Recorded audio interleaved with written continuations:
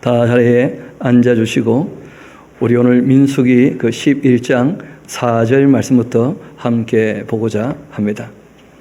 잘 아시는 것처럼 이스라엘 백성들이 시내 산에서 1년 가까이 머물고 난 다음에 드디어 이제 그 준비가 갖춰졌다, 그렇게 이제 생각이 되어지고 진영을 다 갖춘 다음에 이제 출발하게 되는데, 출발하자마자 진영 뒤에 있는 사람들이 불평을 했다는 거예요. 불만을 품고. 그래서 하나님께서 진영 끝을 사르셨는데 거기가 바로 다베다라, 그렇게 우리가 확인을 했었습니다. 항상 이 불평불만은 앞에 나가는 사람들에게는 잘 일어나지 않습니다. 뒤쫓아오는 사람들이 불평하는 경우들이 많죠. 그뿐 아니라 이제 함께 살아갈 때 모든 사람이 불평하는 것은 아닌데, 누군가가 불평을 시작하면 함께 불평하게 되는 일들이 많다는 거예요. 오늘 우리가 11장, 12장 내용을 같이 보면서 그 인간이란 존재가 얼마나 연약한 존재인지, 또 하나님께서 그들과 함께 하실 때 하나님 지성과 이성이 있으시지만 감정이 있으시니까 하나님께서 얼마나 또 속상해 하시는지, 또 하나님께서 오래 참고 기다리시지만 하나님도 못 참는 게 있다는 걸 기억하셔야 돼요. 오늘 이제 그런 내용들을 우리가 보게 될 텐데, 그래서 우리가 할 말이 있고 못 할 말이 있고 안 할 말이 있습니다.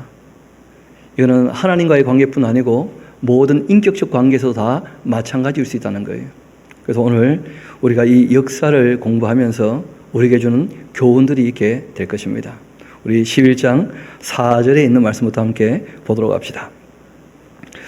그들 중에 섞여 사는 다른 인종들이, 이제 이렇게 번역이 되어 있는데요. 이 아샤브의 슈프라고 하는 이 말, 그 다른 인종들이라 그렇게 번역되어 있는데, 그 다른 인종이라 번역하는 것은 좀 무리가 있습니다. 개역 한글판에는 그냥 섞여 사는 무리다 하는 정도로 얘기를 하고 있어요. 이 말은 구약 전체에 딱 여기 한 부분만 나오는 단어입니다.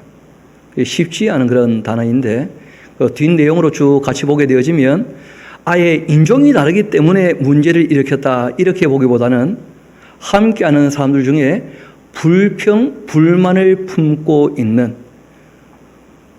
그 정치적인 용어로 불순분자들이죠. 지금 이제 하나님 백성들이 나왔는데 몇몇 사람들이 불평하기 시작했다, 그런 의미가 강합니다. 불순분자들이었다는 거예요.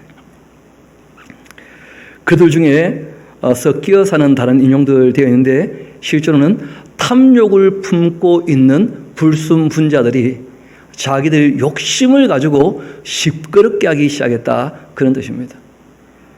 그런데 의외로 이 욕심이라고 하는 것은 굉장히 파급 효과가 큽니다.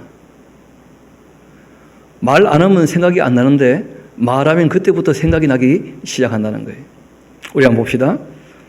그 탐욕을 품었던 그 사람들, 탐욕을 표현하기 시작하니까 이스라엘 자손들도 다시 울면서 이르되 누가 우리에게 고기를 주어 먹게 하랴.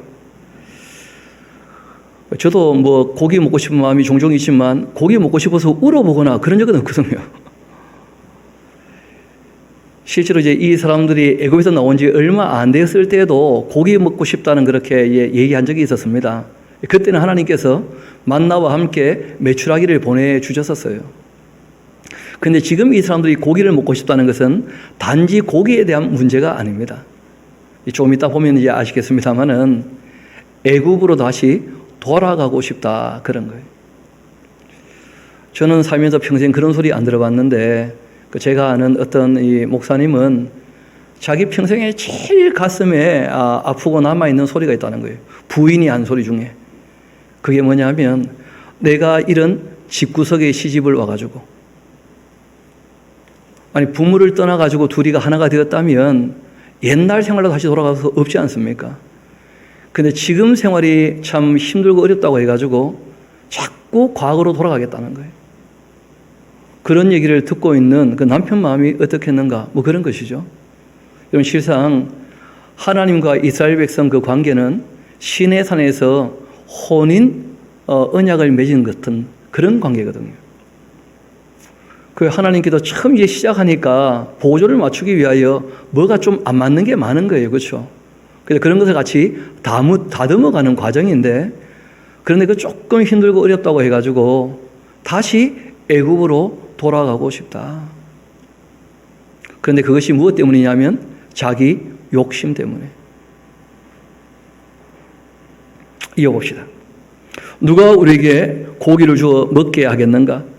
우리가 애굽에 있을 때에는 값 없이 생선과 오이와 참외와 부추와 파와 마늘들을 먹은 것이 생각나거늘 이제는 우리의 기력이 다하였다.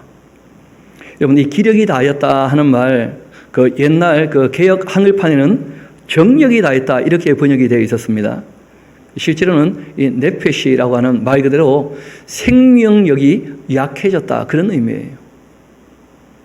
이게 또 이 예전에 정력으로 이게 번역이 되다 보니까 뭐 부추가 또 뭐 정력에 좋다 뭐 이런 식으로 또 얘기는 뭐 파도 그렇고 뭐 마늘도 그렇고 뭐 이런 식으로 이제 얘기를 했었는데, 그 제가 봤을 때 이것은 번역을 잘 바꾼 것 같아요. 그러나 좀 전에 우리가 4절에 봤던 섞여 사는 다른 인종, 이거는 계역을 했는데 계악을 한 거예요. 무리라는 표현이 훨씬 낫습니다. 함께하는 사람들 중에 불순분자들이 섞여 있다는 거예요. 탐욕을 부리는. 그러니까 참 이 성경을 그 개역했다고 하지만 개약한 부분도 있고 또 개선된 부분도 있으니까, 그래서 어쩔 수 없이 우리가 여러 가지를 함께 살필 수밖에 없는 것인데요. 6절은 오히려 번역이 참 잘 됐죠. 이제는 우리의 그 기력이 다하였다. 생명력이 없다는 거예요. 먹고 싶은 건 마음대로 먹지도 못하고, 여기 부추로 번역되어 있지만 실제로 언어적인 의미는 푸른 채소라는 거 의미가 훨씬 강합니다. 그 생선이나 또 오이나 그 여러 가지 그 채소들 다 우리가 먹었었는데 그게 다 생각이 난다는 거예요. 그 이유가 있죠. 이들이 나와서 지금 먹고 있는 것은 무엇밖에 없습니까? 만나 이외에는 없는 거예요. 근데 만나를 처음 먹었을 때는 맛이 어떻다고 합니까? 꿀 섞은 과자 같다. 그렇게 시작을 했거든요. 근데 지금 만나를 얼마 먹어온 겁니까? 1년 가까이. 조금 더 읽어봅시다. 이제 우리의 기력이 다하여 이 만나 외에는 보이는 것이 아무것도 없도다. 그렇게 했는데 이 만나라고 하는 것은 이 가시, 쉽게 말하면 그 모양은 또 진주 같은 쌀알보다 조금 작지만 그 말 그대로 곡식 알갱이 같이 그렇게 생겼다는 거예요. 우리가 갓김치 하는 거 있지 않습니까? 그 갓김치 할 때 그 갓, 식물 이름이죠 뭐. 그 씨앗이라는 거예요. 자그마한 씨앗같이 생겼는데 동글동글하고 하얗게 생겼어요. 그러니까 제일 비싼 모양이 뭐냐면 쌀 알갱이 그 반 자르면 딱 그런 모양이 돼요. 그러니까 이것은 곡식하고 비슷하게 생겼기 때문에 그것을 이제 어떻게 하느냐 하면 한번 봅시다. 8절. 백성이 두루다니며 그것을 거두어서 맷돌에 갈기도 하고 절구에 찢기도 하고 가마에 삶기도 하고 과자를 만들어 먹기도 하고 여러 가지 이제 음식을 만들어 먹기는 하는데 문제는 그 맛이 변했다는 거예요. 이런 만나 맛이 변했을까요? 입맛이 변했을까요? 꿀 섞은 과자였는데 1년 동안 먹다 보니까 뭐가 되었냐면 기름 섞은 과자 같다. 그래서 제가 이 만나 맛이 이렇게 바뀌는 입맛을 조금 설명하려고 이번 한 주간 동안 만나 비슷한 거 한번 먹어보기로 했어요. 그래서 제가 해보니까 그 제일 쉽게 구할 수 있는 것 중에 하나가 콘프레이크더라고 해보니까. 저는 평생 그 과자 부스러기 먹으면서 인생을 산다. 그 끔찍해가지고 시도도 안 해봤는데 이걸 아침마다 좀 먹어보면 맛이 어떨까 싶어서 이제 먹어봤었어요. 그 첵스 코코아 맛, 야, 첫날 진짜 맛있더라고요. 달콤하고. 그 아침에 먹으니까 저녁에도 또 먹고 싶더라고. 또 한 줌 꺼내 먹고. 근데 한 이틀, 3일 이렇게 먹으니까 그 보기도 싫어요. 신선한 걸 먹고 싶지, 사람이. 그러니까 한 가지 음식이 맛있다고 하지만 여러분 그 3끼 이상 먹으면 맛있는 게 없어진다는 거예요. 무엇이든지 간에. 이번 주간에 또 그 조카 중에 하나가 자기 엄마한테 들었는지 그 글을 하나 올렸어요. 어릴 때 이제 저희들 이야기를 자기가 듣고 이제 적어 놓은 것이었는데, 먹고 살기 좀 어려웠던 시절이 다 있지 않습니까? 근데 이제 누가 고구마를 이따마한가 한 가지, 늙은 고구마를 누가 갖다 주신 거예요. 그 고구마를 다 파가지고 어머니께서 호박죽에다가 밀가루 이렇게 덩어리를 집어넣으면 우리가 있는 곳에서는 호박 범벅이라고 불렀어요. 호박 범벅. 그래서 호박 범벅을 만드셔가지고 이제 주신 거예요. 처음에 먹어보니까 달짝지근하고 참 맛있던데, 문제는 다음 끼에도 호박 범벅이 밥으로 나온 거예요. 우리 누이 기억에는 2주 동안 먹었다고 기록해놨더라고요, 보니까. 이번에 명절에 가서 어머니한테 뭐 물어보고 싶어요. 그럴 수밖에 없었는지. 그래 보니까 호박 범벅 먹으면서 배는 고픈데 먹고는 싶은데, 배가 고프니까 뭘 먹고는 싶은데 호박 범벅만큼은 먹기 싫어가지고 울면서 먹었다는 기록이 있는 거예요. 울면서. 안 먹을 수는 없잖아요, 배고프니까.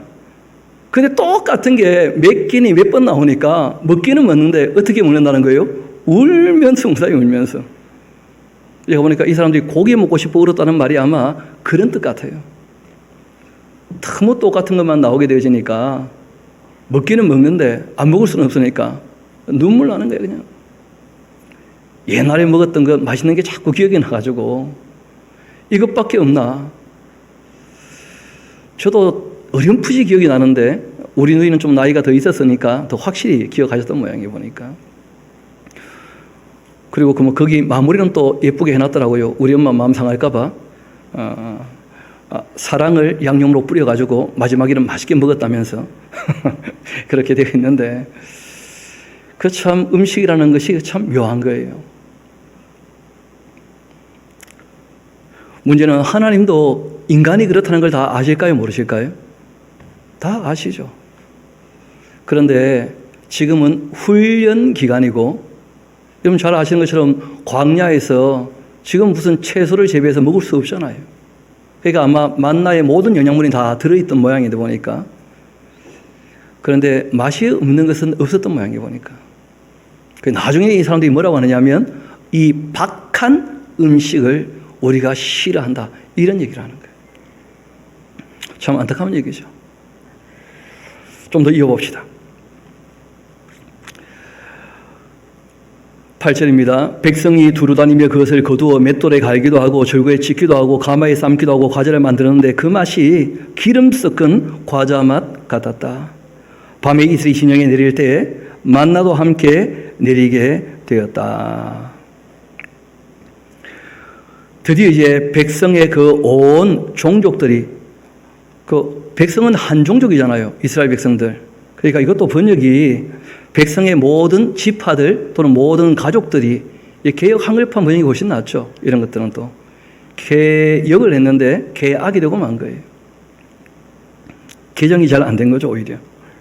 여하튼 모든 백성들이 각 집안, 각 지파 사람들이 각기 자기 장막문에서 우는 것을 모세가 다 듣게 되었는데, 이러므로 여호와의 진노가 심히 컸다는 거예요. 그러니까 하나님께서 진노하신 것은 단지 고기 먹고 싶다 이런 정도의 개념이 아니고요. 애굽으로 다시 어떻게 하고 싶다는 거예요? 돌아가고 싶다, 이 얘기를 들었을 때 하나님 너무 충격받으셨다는 거예요. 너무 속이 상하시고. 그런 말은 입에 내놓으면 안 되는 말입니다. 하나님은 이런 말은 참지를 못하시는 거예요. 우리도 마찬가지죠. 여러분, 우리가 회개하여서 용서받고 죄사함 받은 다음에 성부와 성자와 성령의 이름으로 세례를 받고 우리가 거듭나서 하나님 백성으로 살겠다고 해놓고 옛날 우리가 즐겼던 그런 문화들을 그리워하면서 좋아한다. 하나님께서 그런 걸 잘 용납하기 원치 않으신다는 거예요. 속상해 하시는 거죠. 정말 무엇이 그에게 참된 기쁨인가? 그런 것이죠. 이어봅시다. 여호와께서 그 진노가 심히 크고 모세도 기뻐하지 아니했는데 이 모세가 여호와께 여짜오되 어찌하여서 주께서 종을 괴롭게 하십니까? 어찌하여 내게 주의 목전에서 은혜를 입게 아니하시고 이 모든 백성을 내게 맡기사 내가 그 짐을 지게 하시나이까? 이 모든 백성을 내가 베었나이까? 내가 그들을 낳았나이까? 어찌 주께서 내게 양육하는 아버지가 젖먹는 아들을 품듯 그들을 품에 품고 주께서 그들의 열조에게 맹세하신 땅으로 가라 그렇게 하시나이까? 모세의 이제 이런 표현들은 너무 힘들고 어렵다는 것인데 모세가 힘들고 어려운 이유는 어디 있습니까? 그 하나 적어놓으십시오. 책임감 때문에. 도망가려면 얼마든지 도망갈 수 있잖아요. 누가 붙잡는 것도 아닐 텐데. 그런데 하나님께서 맡기신 일을 본인이 감당해야겠는데 감당하기에는 너무 버거운 거예요. 너무 버거운 거예요. 그 엄마들이 이제 처음 아기를 놓고 기를 때 보면 우는 일들이 가끔 있거든요. 아기를 갖다 버릴 수는 없고 애가 울고 보채는데 달래도 울으면 그치지는 않고 그래서 제가 가끔 보니까 엄마가 애하고 함께 울면서 애 안고 있더라고. 울지 마 하면서. 그 책임감 때문에 그런 거죠. 책임감 때문에. 참 이 모세라는 인물이 지도자이고 자신이 그 하나님께서 맡기신 이스라엘 백성들을 끝까지 책임지고 이끌어야 되는데 본인이 감당하기엔 너무 힘이 된다는 거예요. 하기야 하나님도 힘든데 모세가 힘들지 않겠습니까? 이어봅시다. 이 모든 백성에게 줄 고기를 내가 어디서 얻으리까? 그들이 다 나를 향하여 울면서 이르되 우리에게 고기를 주어 먹게 하라. 그렇게 하고 있으니 책임이 심히 중하여 나 혼자는 이 모든 백성을 감당할 수가 없나이다. 그렇게 이제 하나님께 여쭌 거예요. 주께서 나에게 이같이 행하실진데 구하옵나니 나에게 은혜를 베푸사 뭐라고 합니까? 즉시 나를 죽여 내가 고난당함을 내가 보지 않게 하옵소서. 모세가 얼마나 힘들고 어려웠는지 차라리 죽으면 속 편하겠다. 이런 마음을 가졌다는 거예요. 모세가. 그런데 책임감이 있으니까 떠나지는 못하고 그런 것이죠. 제 어릴 때 얘기 한 가지 드리면 이제 초등학교 그 2학년 때 그 기억인데 우리 담임 선생님이 산수 문제를 이렇게 내신 거예요. 그때는 산수라 그랬죠, 산수. 그래서 제가 산수를 곧잘 했어요. 그 선생님이 굉장히 좀 기특하게 보셨던 모양이라. 그래서 선생님께서 머리를 쓰다듬어 주시면서 그때는 기특한 친구들한테 뭘 시키느냐면 심부름을 시켜요. 담배를 사오라고. 그래서 제가 목사 아들인데, 그래가지고 제가 그 돈 가지고 와서 사탕을 사드렸어요. 선생님이 열받아가지고 오늘 몇 명 남아서 청소해라 하고 청소를 맡기신 거예요. 그래가지고 몇 명 같이 청소하려고 하는데 애들이 전부 불평이 나오는 거라. 왜냐하면 분단이 딱 나누어져서 원래 청소는 분단이 있는데 오늘 선생님 눈밖에 난 애들이 모여서 청소해야 되니까 그 애들이 다 도망가고 나 혼자 남았어요. 근데 또 목사들 체면에 도망은 못 가고 그래가지고 청소를 다 끝냈거든요. 그때 이제 성적표에 그 행동 발달 사항 이런 게 있어요. 거기에 제가 지금도 기억 남는 게 있는데 그게 뭐냐면 이 어린이는 책임감이 강하고 굉장히 기분이 좋죠. 그리고 주인은 산만하고 그렇게 옛날 그 성적표 보면서 참 웃었던 그런 기억이 나는데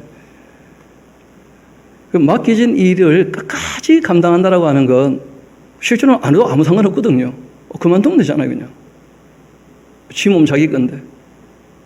제가 이 모세를 보니까 정말 하나님이 인정하시는 충성된 사관이에요. 신부는 그네. 정말 충성스러운 사람. 끝까지 책임감을 감당하면서. 그러나 힘든 것은 또 힘든 거죠, 뭐. 그러니까 하나님께서 죽여주시면 좋겠다, 그냥. 내가 그만둘 수는 없으니까. 그렇게 얘기를 하는 거예요. 제가 봐도 진짜 힘들었던 것 같아요. 그래서 하나님께서 모세를 좀 격려하시고 도우시고자 여러분 그 출애굽기에서 기억나십니까? 그 18장에 보게 되어지면 장인이 와가지고 모세 혼자 이렇게 사람들 재판하는 거 보고 그렇게 하지 말고 지도자를 좀 더 세워가지고 함께 일하면 좋겠다 하고 얘기해서 지도자를 세웠던 거 기억나시죠? 그러니까 그때 이제 세웠던 사람들이 1년쯤 지나면서 이제 다 인정을 받을 만한 입장이 된 거예요. 그러니까 새로 이제 장로를 이때 뽑은 것이 아니고 함께 일하는 사람들에게 권위가 부여되어지는 그런 장면이 이제 우리에게 펼쳐지게 되는 것입니다. 우리 한번 봅시다. 하나님께서 1년 전에 너가 함께 일할 사람들 다 뽑아놓고 뭐 그렇게 어렵게 생각하냐 하듯이 이제 말씀을 하신 것인데요. 여호와께서 모세에게 이르시되 이스라엘 노인 중에서 너가 알기로 이미 다 아는 사람들이에요. 그렇죠? 너가 알기로 백성의 그 장로와 지도자가 될 만한 자 70명을 다 어떻게 하라고요? 모으라는 거예요. 이미 다 있는 사람들이니까 다 불러 모으라는 거예요. 내가 뭘 좀 보여주려고 하니까 그런 뜻입니다. 나에게 들어와 이 회막에 이르러 거기서 너와 함께 서게 하라. 그 시내산 언약 맺을 때에도 함께 먹고 마셨던 그 지도자들 다 있지 않습니까? 그 모세가 힘들고 어려우니까 잘 안 보이는 거예요. 동역자들이. 함께 일하는 사람들이. 그래서 하나님께서 좀 시야를 다시 넓혀주시는 것이죠. 내가 너와 함께 일할 수 있는 사람들 다 허락해 줬었는데 다시 다 불러 모아봐라. 또 모이면 힘이 되거든요. 어떻게 보면. 그리고 17절 아주 중요한 말씀을 하십니다. 단지 사람들에게 인정되거나 너가 인정한 정도가 아니고 내가 강림하여서 거기서 너와 말하고 너에게 임했던 그 영, 하나님의 영은 성령님이시겠죠. 그렇죠? 그 영을 그들에게도 임하게 하겠다. 그러니까 그들이 너와 한 마음이 되어서 이제 일할 수 있게 내가 도와주마. 뭐 그렇게 하신 거죠. 그들이 너와 함께 백성의 짐을 담당하고서 너 혼자 담당하지 아니하게 될 것이다. 또 백성에게 이르시기를 너희는 몸을 거룩하게 하여서 내일 고기를 먹기를 기다려라. 너희가 울며 이르기를 뭐 누가 우리에게 고기를 주어 먹게 하랴. 그리고는 애굽에 있을 때가 우리에게 좋았다. 그런데 딱 주셔놓고요. 절대 해서는 안 될 말 그거 좀 적어놓으세요. 그럼 마음으로 잠깐 품었다가 빨리 씻어버려야지 이걸 입 밖에 내놓은 순간 그 얘기를 듣는 사람 마음은 그 상처가 지워지잖아요. 하나님도 마찬가지입니다. 그럼 사람 마음속에 온갖 생각이 일어날 수 있는데 그걸 정리할 줄 알아야 돼요. 예수님께서 뭐라고 말씀하셨냐면 사람이 무슨 무익한 말을 했든지 간에 했던 말에 대해서는 내가 다 책임을 물어보겠다는 거예요. 그러니까 우리가 마음에 이런 생각 저런 생각이 일어날 수 있지만 스스로 정리할 줄 알아야 돼요. 이거는 내뱉어서는 안 되는 말입니다. 애굽에 있었을 때가 좋았다 하는 말은 무슨 말이죠? 괜히 따라 나왔다는 거예요. 하나님을. 더불어 살고 있는데 총각 때가 좋았지. 그 말은 지금 너무 싫다는 거 아니겠어요? 그런 말은 입 밖에 낼 수 없는 말이에요. 내어서도 안 되는 말이고. 상대를 완전히 부정해버리는 상대 인격을 모욕하고 무시하는 그런 표현들이거든요.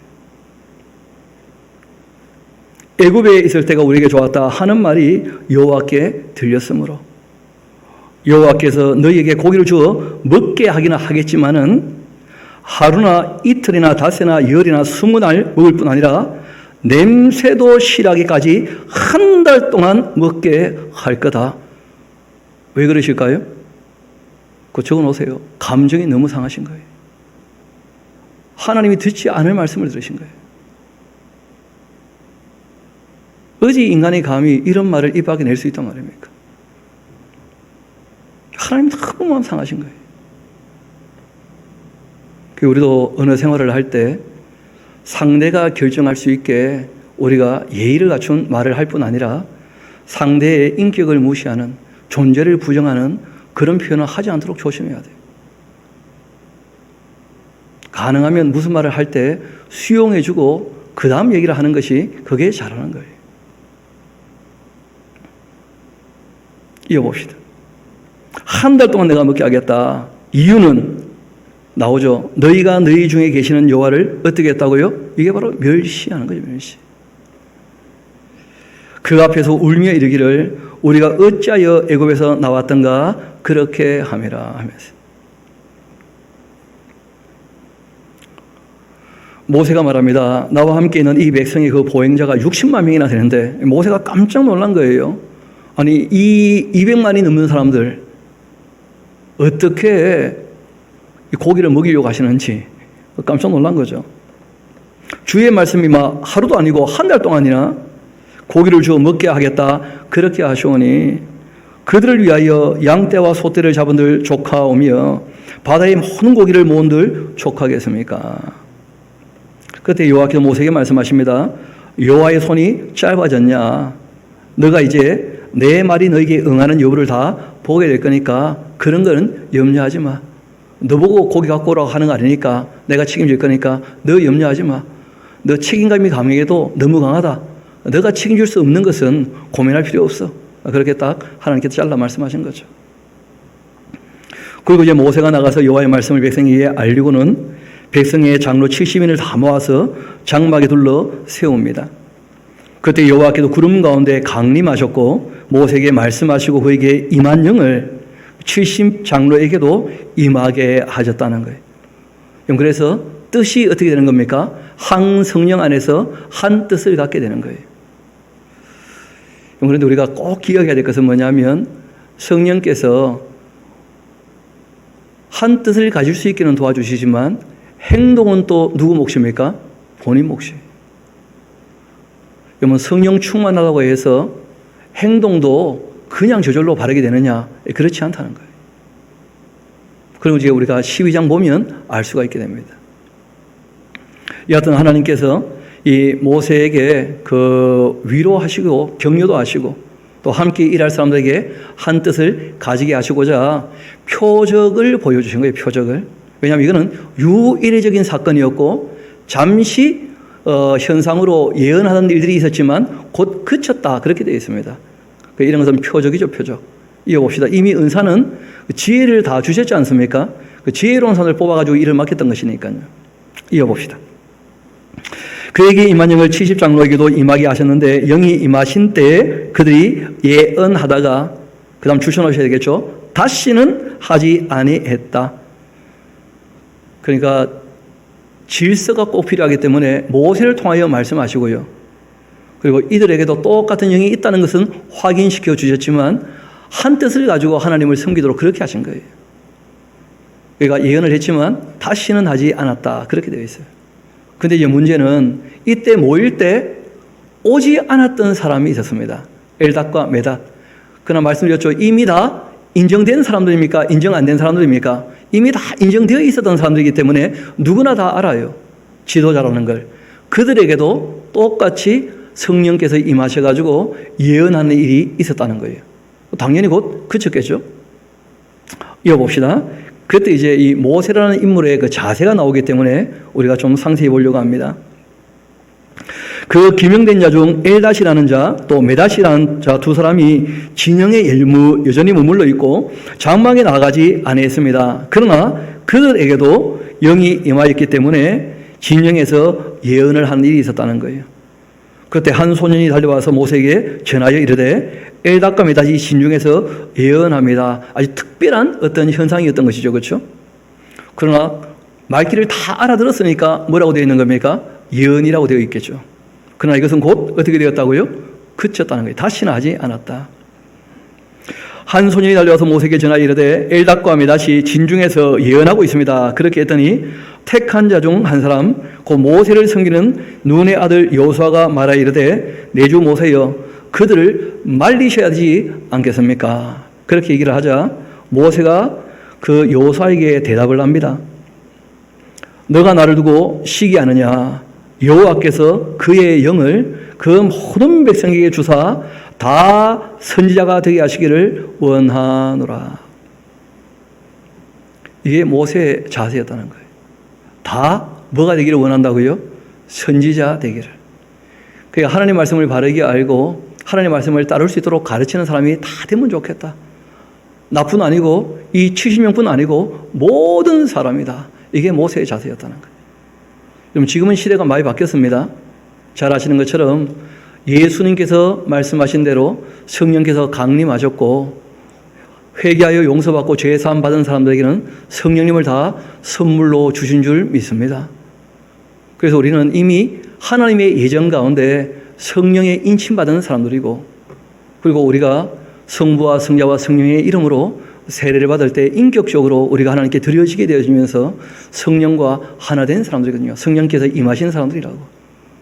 그래서 우리가 교회를 얘기할 때는 만인 제사장 이런 얘기를 합니다. 목사에게만 성령께서 임하셔서 성경을 가르칠 수 있다 이런 게 아니라는 거예요. 모든 사람이 성경을 읽을 때 성령께서 똑같이 어떻게 하신다는 거예요? 감동하셔서 욕심이 아닌 정말 진리를 사모하는 마음으로 하나님을 사랑해서 하나님 입장에서 말씀을 읽어보면 누구나 다 하나님 말씀을 알아들을 수 있을 뿐 아니라 그 말씀을 가르칠 수 있다는 거예요. 제가 바라기는 우리 샤론의 모든 권속들이 다 그렇게 되기를 소망합니다. 이렇게 소망하지만 또 한 가지 우리가 걸리는 게 있어요. 그게 뭐냐면 은사가 또 다 다르다는 거예요. 은사가. 그래서 뭐 말하는 좀 재주가 있는 사람이야 전하기가 좀 쉬운데 또 그렇지 않을 수도 있거든요. 그럼에도 불구하고 자기 자녀와 또 스스로 말씀을 읽고 정리하는 것은 그거는 아무도 대신해 줄 수 없다는 거예요. 그건 다 본인 몫이죠. 그 정도는 다 해야 되는 거예요. 그 정도는. 그래서 우리가 이 모세의 이런 말을 꼭 기억하시고, 그리고 지금 시대는 이 시대보다 훨씬 하나님께서 더 은혜를 베푸셨던, 왜냐하면 더 악해졌기 때문에 더 큰 은혜가 필요한 거예요. 거짓이 더 많아졌기 때문에 확실한 진리가 필요한 시대 아닙니까? 그래서 요한계시록까지 계시가 다 완성되어 있는 것이거든요. 이때는 잘 아시는 것처럼 뭐 원본은 한 권밖에 없겠죠, 그렇죠? 처음 모세가 적었던 레위기 정도. 그러고 난 다음에 뭐 이 책들을 다 갖고 있는 것이 아니니까 이분들에게 특별히 이제 성령께서 임하시면서 모세가 했던 말과 똑같은 그 예언들을 하게 하고, 모세가 그 내용을 다 알기 때문에 나처럼 이들이 지금 선지자 노릇했던 것처럼 잠시 모든 백성이 다 뭐가 되기를 원한다고요? 선지자 되기를 원한다. 그렇게 얘기했던 거예요. 이어봅시다. 모세와 이스라엘 장로들이 진중으로 이제 다 돌아갔습니다. 말씀하신 대로 바람이 여호와께서 나와 바다에서부터 메추라기를 몰아 진영 곁 이쪽 저쪽 곳 진영 사방으로 각기 하룻길 되는 그 지면 위, 그러니까 하룻길 하면 보통 20km쯤 얘기하거든요. 20km. 두 규빗쯤 내리게 되었다는 거예요. 50리 한 20km. 두 규빗 하면 1m입니다. 고기가 얼마나 큰 떡으로 날아왔는지 가로 세로 20km에 높이가 1m짜리. 그래서 200만쯤 되는 사람들이 그 메추라기를 잡았는데 얼마쯤 모았느냐 하면 그 백성이 일어나 그날 종일 종자 그 이튿날 종일토록 메추라기를 다 모았는데 적게 모은 자도 10호멜. 10호멜이 얼마냐면 220리터쯤 돼요. 220리터. 그러니까 통닭 1kg짜리는 굉장히 큰 거거든요. 통닭 보면 보통 700g짜리가 제일 흔하게 나와 있어요. 메추라기는 그 반만 합니다. 굉장히 작아요, 메추라기는. 그러니까 메추라기가 뭐 200g 하게 되어지면 그러면 220리터 되려면 얼마나 돼야 됩니까? 그 1000마리쯤 되는 거죠, 뭐. 한 사람당. 그럼 한 번에 먹을 때 한 5마리쯤 먹을 수 있거든요. 그러면 하루에 그 15마리 먹으면 한 달 동안 먹으면 그 3 곱해봐봐요. 30을. 그럼 450마리, 한 500마리 먹는 거죠. 그러니까 하나님께서 진짜 한 달 동안 먹을 만큼 줬다는 거예요. 마음껏 먹어봐라. 고기도 여러분 그 한두 번 먹을 때 맛있지, 고기를 그 3일 동안 계속 먹어봐봐요. 그 토합니다, 토해. 못 먹습니다. 저는 해보지는 않았지만 압니다. 그 주변에 보니까 해본 사람들이 있더라고, 보니까. 그 옛날에 또 뭐 다이어트 하는데 황제의 다이어트 뭐 이런 게 있었다고. 그 탄수화물 안 먹고 고기와 지방만 먹겠다면서 그 고기를 버터에 구워가지고 먹을 때, 소금 뿌려가지고 먹을 때 뭐 한 두세 끼 맛있게 먹었던데 보니까 한 3일 먹으니까 다 죽을라 그래, 그냥. 그게 그렇게 뭐든지 한 가지만 계속 먹으면 다 물리기 마련이거든. 그러니까 이런 것은 하나님께서 마음이 많이 상하신 것인데, 이유는 그들이 하나님을 어떻게 했기 때문에요? 멸시했기 때문에. 한 걸음 한 걸음 앞으로 더 나아가서 하나님과 더 가까워지고 친밀하고 닮아가는 것이 아니라 늘 과거를 오히려 그리워하면서 하나님을 떠나고자 하니까 하나님을 무시하면서 그렇게 해서는 관계가 올바르게 형성이 되지 않는 것이죠. 이어봅시다. 게다가 또 이 당시에는 뭐 냉장고가 없고 하니까 그들이 자기들을 위하여 진영 사면에 다 펴두었어요. 말려야 또 먹으니까. 고기가 아직 이 사이에서 씹히기도 전에 여호와께서 백성에 대하여 진노하다 힘이 큰 재앙으로 치셨다는 거예요. 그곳 이름을 기브롯 핫다와라 그렇게 불렀는데 욕심을 낸 백성을 거기 장사함이었다. 여러분 사람이 뭐 여러 가지 욕심이 있겠습니다만은 사람들이 그 3대 욕심이라는 게 있는데 그게 뭐냐면 식욕이 있어요. 식욕. 왜냐하면 이건 생명으로 직결되는 거예요. 그래서 하나님께서 생명과 직결되기 때문에 먹는 데 있어서 굉장한 마음을 두게 하신 거예요. 근데 그 필요 이상을 먹게 되면 뭐가 됩니까? 욕심이 되는 거예요. 그래서 예수님께서도 기도하실 때 오늘 우리에게 뭐라고 하셨습니까? 일용할 양식을 주옵시오. 또 하나님께서 사람을 천사가 아닌 사람으로 만드셨기 때문에 반드시 자고 쉬어야 돼요. 그래서 수면에 대한 욕망은 굉장히 강합니다. 그러나 이것도 우리가 지나치면 안 돼요. 게으른 것은 그거는 악한 것이거든요. 게으른 것은. 그래서 이 식욕, 수면욕, 둘 중에 어느 게 더 강할까요? 그 예전에 그 동영상 보니까 애가 밥 먹으면서 자더라고. 또 그만큼 강한 게 또 하나 더 있어요. 그렇죠? 그게 뭐냐면 성욕이죠. 성욕. 그것은 말 그대로 성욕이 없으면 생명이 이어지지 않잖아요. 그러니까 이 식욕이라든지 수면욕이라든지 성욕이라고 하는 것은 이거는 생명과 다 직결되기 때문에 굉장히 강렬한 욕망입니다. 그러나 그것은 지켜야 될 선이 있고 넘지 않아야 되는 기준이 있다는 거예요. 그걸 넘어서면 문제가 돼요. 다. 이런 것은 굉장히 강렬한 충동이거든요. 그래서 우리가 조심을 해야 됩니다. 조심을. 이어봅시다. 백성이 그렇게 기브롯 핫다와에서 행진하여 하세롯에 이르러 거기 거주했는데 모세가 그 하세롯에서 실수를 하죠. 구스 여자를 취했다는 거예요. 그 부인들은 시브라는 그 출애굽기 18장까지 등장하고 더 이상 등장하지 않습니다. 그러니까 아마 그 장인이 돌아갔죠. 장인은 돌아가고 그리고 이제 그 처의 오빠가 되어지는 호밥은 돕고 있지 않습니까? 그러니까 아마 그 장인이 돌아갈 때 이 시브라도 돌아가지 않았겠나 싶어요. 왜냐하면 와보니까 모세의 형편이요. 바라던 그런 형편이 아닌 거라. 처음 만날 때부터가 왕자님인 줄 알고 만났잖아요. 그렇죠? 그런데 범틀이었습니까? 개틀이었습니까? 개틀이었지 완전히. 아무것도 없었잖아요.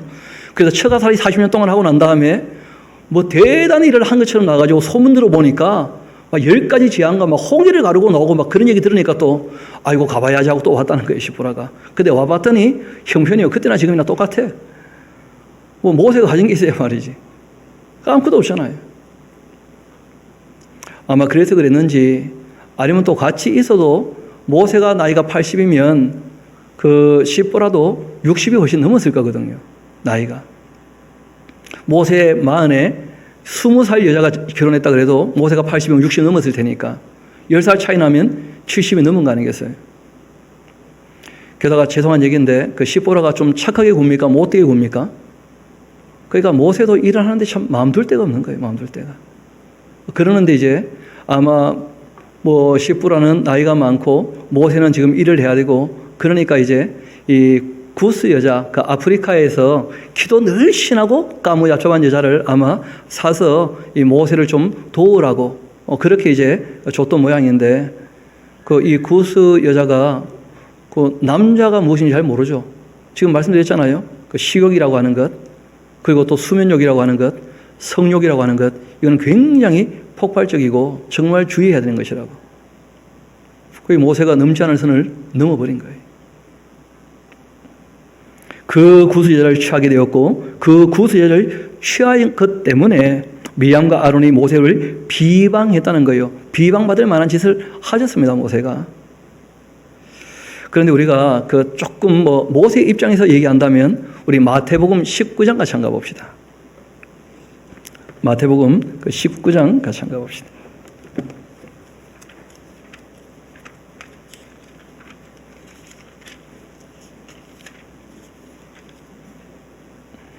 우리 8절, 9절 제가 한번 읽어드리겠습니다. 7절부터 읽어드리겠습니다. 여짜오되 그러면 어찌하여 모세는 이혼 증서를 주어 버리라 명하였나이까? 뭐 그런 표현이 있어요. 신명기에 나오는 말씀인데 레위기는 없고요.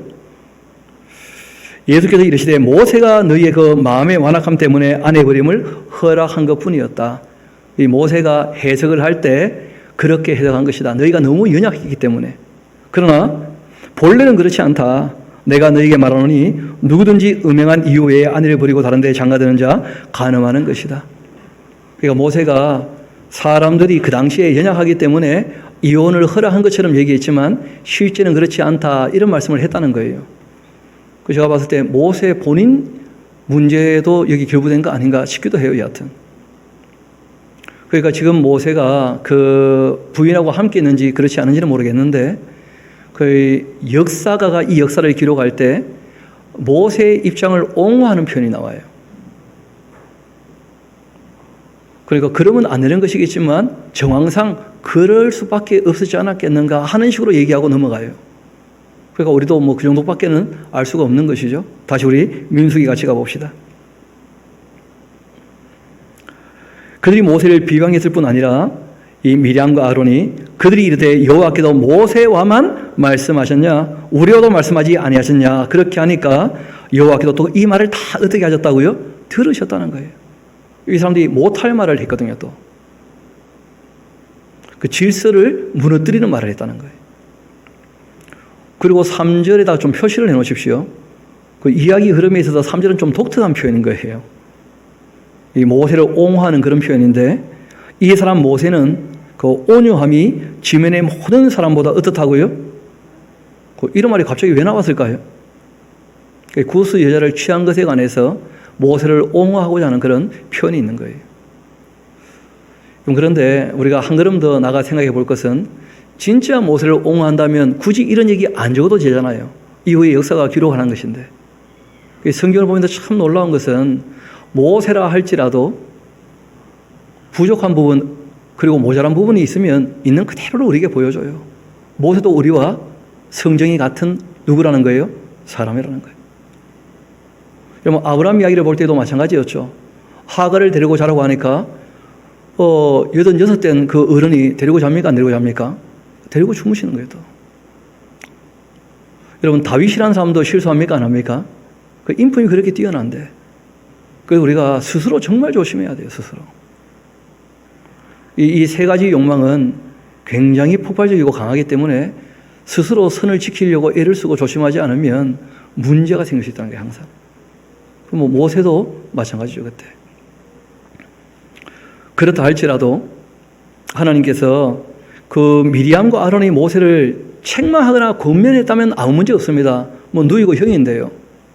그런데 그것을 넘어서서 돌아다니면서 뭐 했다는 거예요? 비방하면서 이제 모세는 필요 없고 이제 우리가 우두머리가 되겠다 이런 식으로 나왔다는 거예요. 모세와만 말씀하셨겠냐 말이야. 저렇게 허물 많은 모세는 어떻게 하고요? 치워버리고 이제 허물 없는 우리가 일하겠다 하는 식으로 지금 얘기가 나온 거예요. 하나님께서 그걸 용납할 수가 없죠. 이어봅시다. 여호와께서 갑자기 모세와 아론과 미리암에게 이르시되 너희 세 사람은 회막으로 나오라 그렇게 하시니 그 세 사람이 나아갔습니다. 여호와께서 구름 기둥 가운데로부터 강림하셔서 장화문에 서시고는 아론과 미리암을 부르시는데 그 두 사람이 나아갑니다. 이르시되 내 말을 들어봐봐라.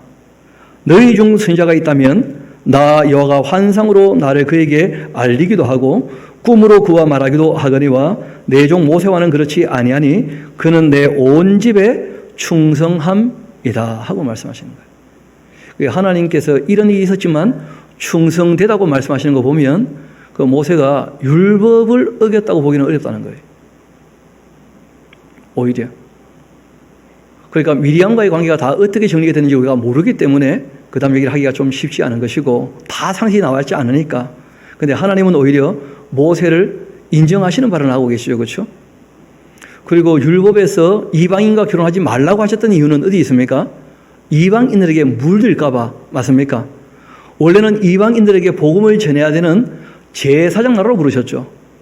그러니까 보아스 같은 사람이 그 모함 여인 룻과 결혼하는 거 아무 문제가 없는 거예요. 율법적으로. 왜냐하면 얼마든지 복음 전할 수 있으니까. 그래서 이런 부분에 관하여 그 역사가도 하나님도 크게 문제 삼지 않고 넘어가시는 부분이 있다는 거예요. 그럼에도 이제 인간적으로 봤을 때 주변에 있는 사람들이 문제 삼을 만한 일은 또 문제 삼을 만한 일이었다는 거예요. 그래서 하나님께서 또 말씀하십니다. 내 종 모세와는 그렇지 않다. 그는 내 온 집에 충성하는 사람이다. 그와는 내가 대면하여 명백히 말하고 은밀한 말로 하지 않았고 그는 또 여호와의 형상을 보거늘 너희가 어찌하여서 거기 나오죠. 나의 종 모세 비방하기를 두려워하지 아니하느냐 그렇게 얘기한 거예요. 이걸 또 사람들이 오해를 해가지고 목사님이 뭘 잘못하고 있어도 목사님한테 무슨 말하면 절대 안 된다는 식으로. 그렇지 않습니다. 거짓을 하면 진리를 밝혀야 돼요. 그렇지 않습니까? 도둑질을 하면 신고해서 집어넣어야지. 그렇지 않습니까? 왜냐하면 모든 사람이 지금은 뭐라는 거예요? 왕같은 제사장이니까. 그럼 여기서 지금 얘기하는 것은 뭐냐면 하나님께서 문제 삼지 않으시는 일에 대해서 너희들이 왜 문제 삼느냐 그런 거예요. 한번 물어봅시다. 목사가 거짓말을 하면 하나님 문제 삼으실까요? 안 삼으실까요?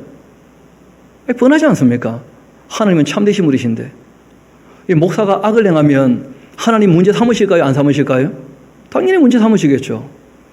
그런데 뭐 그런 것까지도 다 하나님 알아서 하실 거야. 그렇지 않다는 거예요. 그런 식의 얘기를 하신 게 아닙니다. 하나님께서 모세가 나에게 충성하는 사람인데 내가 직접 대면해서 말하고 있는데 너희들이 왜 그렇게 하냐 하고 말씀하신 거예요. 그리고 여호와께서 그들을 향하여 오히려 진노하시고 떠나가셨다는 거예요. 구름이 장막 위에서 떠나갔고 미리암은 나병이 걸려 눈같이 되었다. 이 온몸이 하얗게 되는 백나병이라 그렇게 불린다고 하는데 그런 나병이 걸린 거예요. 아론이 미리암을 보니까 나병에 걸렸다는 거예요. 여러분 아론은 걸렸습니까? 안 걸렸습니까? 그러니까 여러분 보통 이 당시 그러니까 지금부터 3,500년 전에는 남자 이름을 보통 먼저 말합니까? 여자 이름을 먼저 말합니까? 보통? 그렇죠. 그런 시대 아닙니까? 근데 미리암 이야기가 항상 먼저 나오는 거 보면 미리암이 주도자였다는 거예요. 어떻게 보면. 주도자니까 더 큰 책임을 묻는 것이죠. 어떻게 봤을 때. 그리고 아론이 이제 중간에서 얘기를 해주는 그런 입장이 된 것인데요. 아론이 모세에게 이르되 슬프도다 내 주여 우리가 어리석은 일을 하여 죄를 지었나니 청컨대 그 벌을 우리에게 돌리지 마소서. 그 살이 발이나 썩어 모태로부터 죽어서 나온 자 같이 되지 않게 지금 하얗게 나병 들어가지고 썩어 들어가기 시작하니까 그러니까 막 몸이 다 썩어버리지 않게 그렇게 부탁을 하죠. 그때 모세도 자기 누이 아닙니까? 그래서 여호와께 부르짖어 말합니다. 하나님 원컨대 그를 고쳐 주옵소서. 여호와께서 모세에게 말씀하시죠. 그 아버지가 그 얼굴에 침을 뱉어들지라도 그가 이래 동안 부끄러워하지 않겠냐. 그런즉 그를 진영 밖에 이래 동안 가두고 그 후에 들어오게 할지니라. 그렇게 하셨고 이에 미리암이 진영 밖에 이래 동안 갇혀 있었고 백성은 그를 다시 들어오게 하기까지 행진하지 아니했다는 거예요. 그 후에 이제 이 일이 다 있고 하세롯을 떠나 바란 광야에 가서 진치게 되었다 하면서 이제 또 가데스 바네아에서 있는 일을 얘기하게 되어집니다. 우리 말씀을 마무리하기 위하여 우리 다른 본문 한두 군데 같이 연관된 내용들을 좀 보려고 합니다. 먼저 시편 106편 같이 한가 봐요. 시편 106편.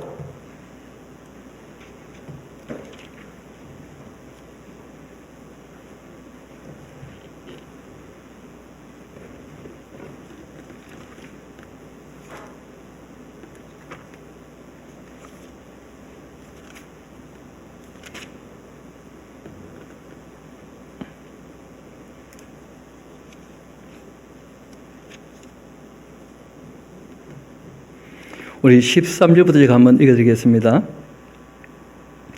그러나 그들은 실제로 이제 광야 생활을 얘기하는 거예요. 하나님이 행하신 일을 곧 잊어버리고 또 하나님의 그 가르침을 기다리지도 아니하고 광야에서 욕심을 크게 내면서 사막에서 하나님을 시험했다는 거예요. 하나님을 믿는다고 하면서도 욕심을 가지고 하나님을 대하면 하나님 정말 입장이 곤란하시게 되는 거예요. 그게 하나님을 시험하는 거예요. 주 너희 하나님을 맞지 말라고요? 시험하지 말라고. 그래서 우리가 기도할 때 그 내용이 욕심인지 아닌지 살펴야 됩니다. 하나님의 율례법도를 듣지 않는 기도는 거의 욕심일 거라는 거예요. 욕심을 하는 기도는 하나님을 어떻게 하는 겁니까? 시험하는 거예요. 그 다음 이야기는 이렇게 진행이 됩니다. 그 이스라엘 백성들이 광야에서 욕심을 크게 내며 사막에서 하나님을 시험했는데, 그러므로 여호와께서 그들이 요구한 것을 그들에게 주셨습니까? 안 주셨습니까? 고기 달라고 하니까 고기 줬다는 거예요? 안 줬다는 거예요? 주셨다는 거예요. 그런데 그들의 영혼은 어떻게 되었다고요? 쇠약하게. 하나님과 관계가 좋아진 겁니까? 나빠지게 된 것입니까? 그러니까 기도 응답이라는 게 중요한 게 아니에요. 하나님의 뜻이 이루어질 때 우리의 자세가 어떠하냐는 것이 훨씬 중요하다는 거예요. 우리가 오늘 찬양 예배 때 다시 또 살펴보게 되겠습니다만은, 하나님이 정말 마음 상하시면 너희 말이 내 귀에 들린 대로 내가 다 해버린다, 그런 말씀이 있어요. 그러니까 하나님 귀가 다르지 않고 사람들이 원하는 대로 세상이 움직이기 시작하면 세상 엉망진창이 되고 말 거라는 거예요. 그게 저주 중에 저주입니다. 그러니까 우리가 기도에 대한 신비를 전혀 알지 못하니까 오해가 참 많다는 거예요. 그리고 오늘 함께 교독했던 말씀인데 우리 잠언의 말씀을 같이 돌아가도록 합시다. 그리고 오늘 말씀을 마무리하려고 합니다.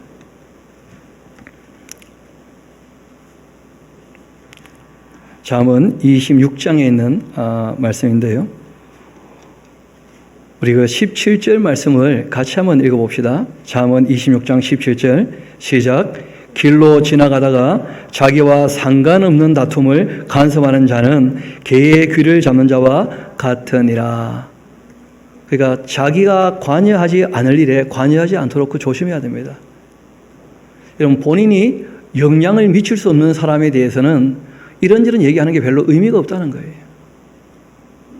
우리가 교훈을 얻고 자신을 돌이켜보는 데 도움될 때는 우리가 활용할 수 있겠지만, 우리가 영향을 미칠 수 없는 사람에 대해서 이런 말 저런 말 하는 것은 별로 의미가 없어요.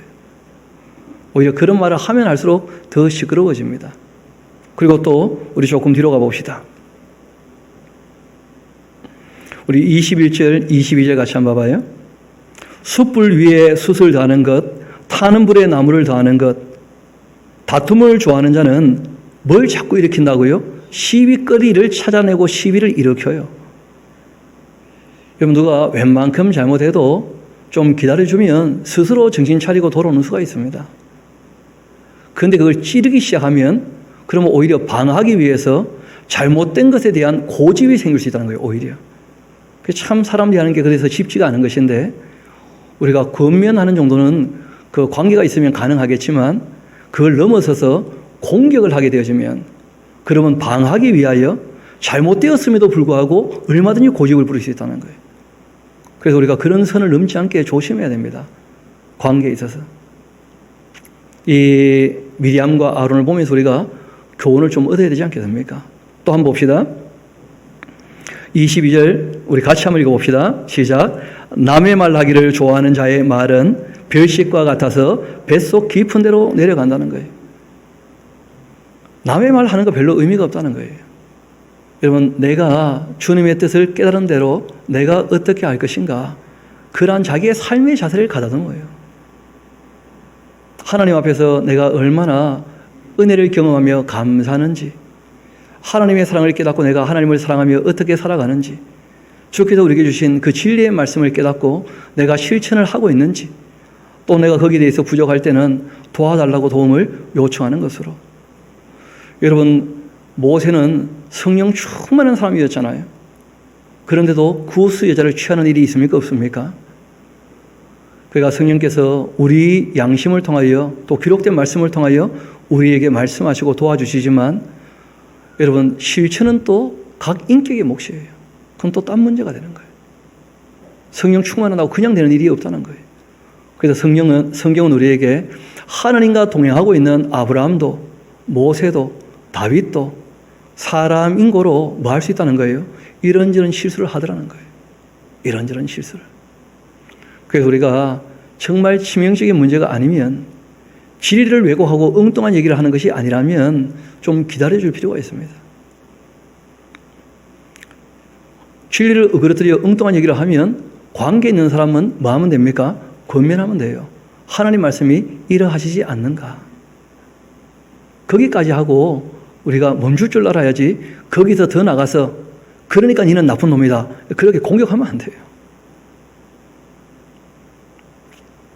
저도 경험을 해보는 것인데 내가 틀린 걸 뻔히 아는데 누가 공격을 하게 되어지면 방어하고 싶어서 딴 거짓말을 자꾸 만들어내게 되더라고 보니까 사람이란 존재가. 그래서 우리가 사람이 약하다는 것을 알고 사람을 좀 존중해 줄 필요가 있습니다. 우리 조금 더 말씀을 봅시다. 23절 봅시다. 온유한 입술의 악한 마음은, 그러니까 더 중요한 것은 말 이전에 뭐라는 거예요? 마음이에요, 마음. 또 말만 번지르르 하게 하고 마음이 그렇지 않다. 그것도 문제라는 거예요. 낮은 하늘 입힌 토기와 같다. 원수는 입술로는 꾸미고 속으로는 속임을 품지 않느냐. 그 말이 좋을지라도 뭐 하지 말라고요? 믿지 말아라. 그래서 우리가 다시 본론으로 돌아와서 사람 말은 듣기에 달콤한 말도 얼마든지 있습니까? 없습니까? 얼마든지 있어요. 그래서 우리가 사람의 말에 휘둘리지 말고 끊임없이 하나님의 말씀을 다시 보면서 주의 말씀을 통하여 자신의 삶을 정말 반추하며 비추어보며 주님의 뜻을 따르는 저와 여러분 되기를 소망합니다. 우리 함께 기도하도록 하시겠습니다.